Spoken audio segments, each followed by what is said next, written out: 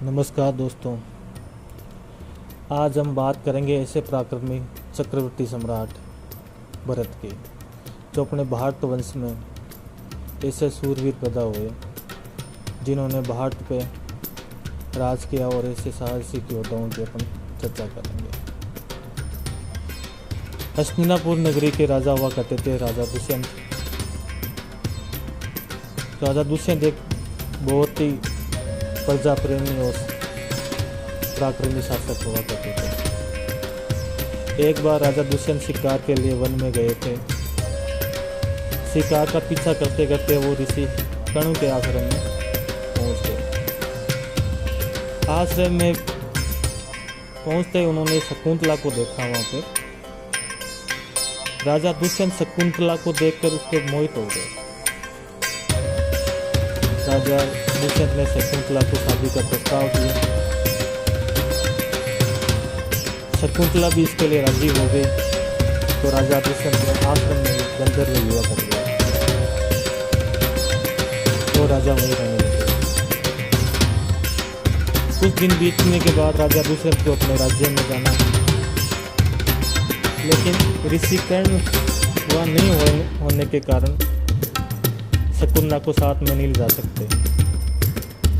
तो राजा दुष्यंत ने निशानी के तौर पे अपनी अंगूठी शकुंतला को दी और कहा कि आप ये अंगूठी लेके अपने राज्य में आ जाना। एक बार क्या हुआ, शकुंतला अपनी सखियों के साथ बैठी थी और राजा दुष्यंत के बारे में सोच रही थी। तभी आश्रम में दुर्वासा ऋषि पहुंच गए। शकुंतला दुष्यंत के यादों में इतनी खोई हुई थी कि उसको पता ही नहीं चला कब दुर्वासा ऋषि आ गए और वो बैठी रही। इस बात पे दुर्वासा ऋषि क्रोधित हो गए और शकुंतला को श्राप दे दिया कि जिसकी याद में तू खोई हुई है वो एक दिन तेरे को भूल जाएगा। इस बात पे शकुंतला ने दुर्वासा ऋषि के पैर पकड़े और कहा, गुरुवर ऋषि महाराज, मुझे क्षमा कर दो, मैंने ध्यान नहीं दिया, आप मुझे श्राप मत दो। लेकिन दुर्वासा ऋषि का श्राप कभी खाली नहीं जाता। दुर्वासा ऋषि ने कहा कि शकुंतला श्राप तो जो हो गया वो असर तो दिखाएगा, लेकिन ये है कि जो राजा तेरे को निशानी दे के गया, अंगूठी दे के गया है, जब तू उसको दिखाएगी तो राजा को सब याद आ जाएगा। कुछ दिन बाद में कर्ण ऋषि अपने आश्रम में आते हैं। उनको शादी के बारे में कुछ पता नहीं होता। उनको बताया जाता है कि राजा दुष्यंत और शकुंतला का विवाह हो रखा है, ऐसे गंधर्व विवाह किया था। तो शकुंतला कर्ण ऋषि से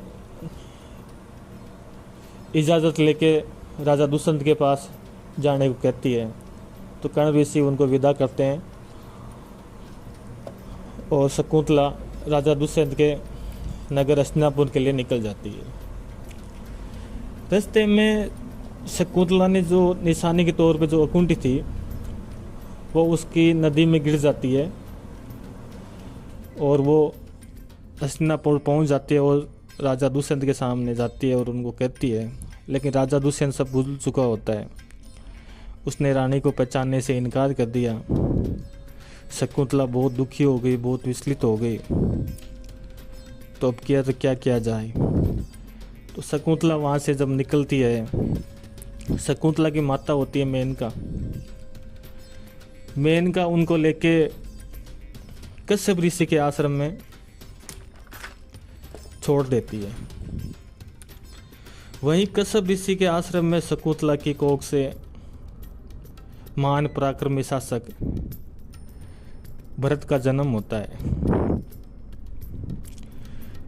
भरत बचपन से ही उस आश्रम में चंचल बालक जैसे होता है, वैसे महान योद्धा पराक्रमी वो सिंहों के साथ खेलता था। शेरों के दांत गिनता था, शेरों पे चढ़ जाता, उनके साथ खेलता और जंगल में जो राक्षस प्रवृत्ति के राक्षस होते थे, उनको जो आश्रमों पे राक्षस आते थे उनको डटकर मुकाबला करता, उनको मार के भगा देता। इतना पराक्रमी शासक भरत वो राक्षसों को वहाँ से विनाश कर देता है और आश्रम में रहता है। समय बीतता गया। एक दिन मछुआरे को वो अंगूठी मिली, तो वो मछुआरा ये सोचता है कि इस अंगूठी का मेरा क्या काम, ये मैं राजा को ही दे दूँ। तो मछुआरा दरबार में जाता है। दरबार में जाके राजा दुष्यंत को ये अंगूठी दिखाता है कि साहब मेरे तो किसी काम की है नहीं, इतनी महंगी अंगूठी है, वो आप रख लो। तो राजा जैसे ही अंगूठी को देखता है तो उसके दिमाग में जो उसकी भूली हुई बातें थी, शकुंतला का विवाह, सब कुछ उसको याद आ जाता है। तो राजा दुष्यंत को बहुत ही पछताना होता है। वो कहता है ये मैंने क्या कर दिया। राजा दुष्यंत वहाँ से शकुंतला की खोज में निकलता है, वन वन भटकता है। फिर एक दिन भटकते भटकते वो कश्यप ऋषि के आश्रम में आ जाता है। कश्यप ऋषि के आश्रम में आते ही उसने देखा कि एक बहुत ही सुंदर बालक सिंहों के साथ खेल रहा है, सिंहों की सवारी कर रहा है, उनके साथ कीड़ा कर रहा है, उनके साथ खेल रहा है। तब उसने राजा दुष्यंत ने उससे पूछा, भाई तुम किसके बालक हो? तो वो अपना और अपनी माता का नाम बता देता कि मैं शकुंतला पुत्र भरत हूँ। तभी वहाँ आश्रम में शकुंतला जी आ जाती है, उनको वो बताता है। राजा उनको क्षमा याचना करता है कि मैं भूल गया, मेरे को अंगूठी मिल गई, मुझे सब याद आ गया। हंसी खुशी परिवार के साथ राजा दुष्यंत भरत को और शकुंतला को लेके हस्तिनापुर आ जाते हैं। फिर भरत हस्तिनापुर के राजा बनते हैं और इतने पराक्रमी राजा हुए कि भरत ने भारतवर्ष की नींव रखी। भरत ने इतना क्षेत्र जीत लिया, इतना राज्य विस्तार कर दिया कि पूरे भारत पर उसका राज हो गया। और उनको उपाधि दी कि चक्रवर्ती सम्राट की उपाधि मिलेगी।